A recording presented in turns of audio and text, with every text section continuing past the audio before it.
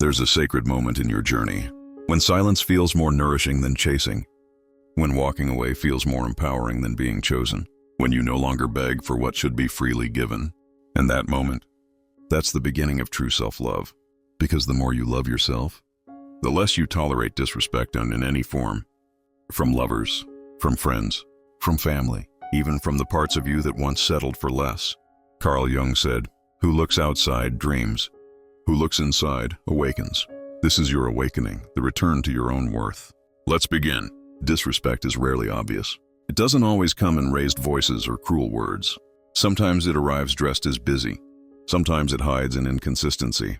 It shows up as forgetting the things that matter to you, calling you too sensitive, or offering affection only when it's convenient. It's the friend who vanishes when you need support, but always expects you to show up.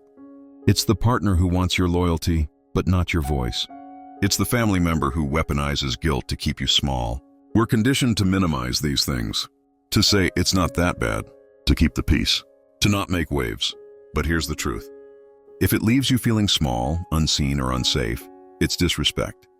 And if you love yourself, you no longer make space for what drains your soul. Before self-love, there was survival. There was adaptation. There was fear. We tolerated what hurt because it was familiar. Because somewhere deep inside, we believed that love must come with suffering. That being chosen was worth sacrificing pieces of ourselves. Jung called this a complex, an unconscious pattern formed in childhood.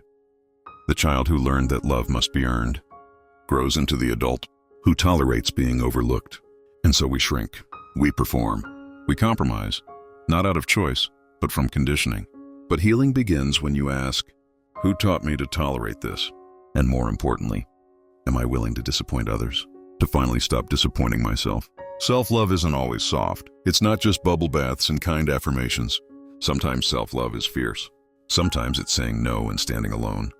Sometimes it's crying through the night after walking away from people who felt like home, but treated you like an afterthought. Real self-love looks like leaving the relationship where you were constantly doubting your worth, blocking the number that only dials when it's convenient, no longer explaining your boundaries to people committed to misunderstanding you, choosing solitude over company that corrodes your peace. Jung taught that the self is the archetype of wholeness, and the more you love yourself, the closer you come to that wholeness. Not perfection, wholeness, where your light and shadow coexist in truth. And in that place, you don't need approval. You need alignment. You will hear it. You're different now. You've changed. You're so distant. Yes, you have changed.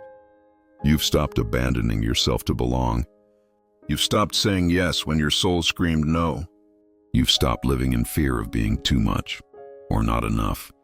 When people benefit from your self-neglect, your healing will feel like betrayal. Let it. Let them be uncomfortable with your growth. Let them distance themselves from your boundaries. Because anyone who truly loves you will celebrate your wholeness, not your compliance.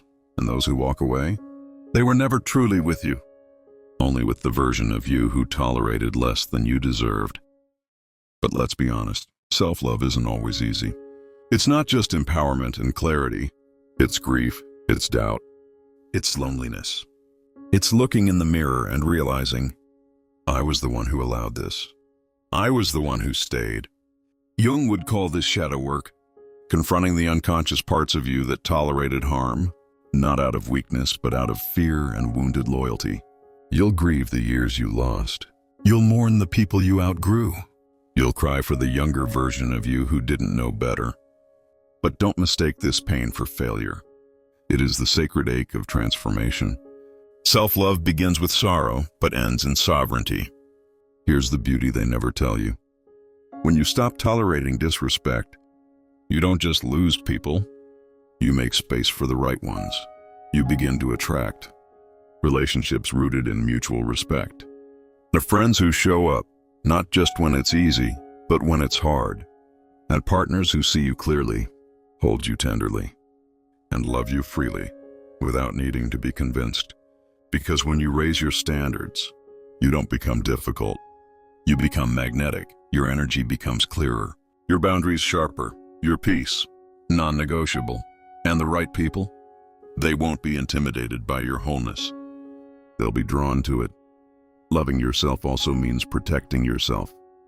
From yourself, not just from others' disrespect, but from the voice inside that says, maybe I'm asking for too much. What if I end up alone? Maybe this is the best I can get. That voice is not your intuition. That is fear, shaped by the past. Jung taught that true individuation means becoming who you are, not who you were taught to be. And that includes healing the voice that believes you're unworthy of deep, steady, joyful love.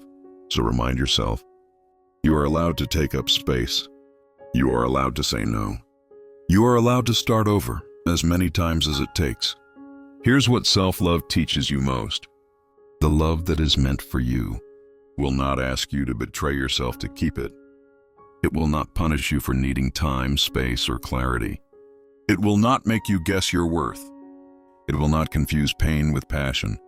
Real love is not found in chaos. It's built in safety. It's expressed in respect. It's expressed in respect. It's nurtured in presence. And once you love yourself truly, you stop chasing the storm and start choosing the stillness. You no longer romanticize struggle. You no longer confuse tolerance with strength. You know what peace feels like, and you protect it with your life. So if you're in that sacred space of letting go, of setting new standards, of sitting in the silence after releasing what no longer serves you, please know, you're not alone. You're not broken. You're becoming. You are rewriting the script your ancestors couldn't. You are healing generations of silent suffering.